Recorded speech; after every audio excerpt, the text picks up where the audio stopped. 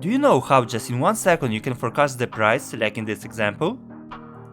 Of course guys, don't do it manually, there is a better way.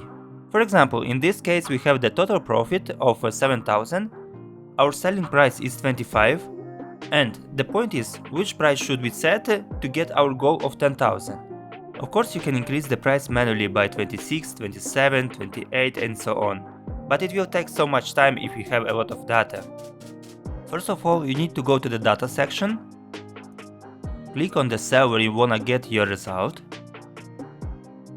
Next, go to the what if analysis and select Go Seek. The first window set cell is the cell where we wanna get our result.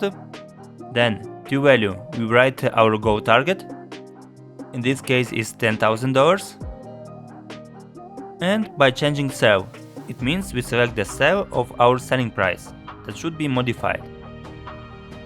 Everything is ready, let's see the result. Guys, just in 1 second we got our forecast price. Help to grow this channel, put your like and subscribe.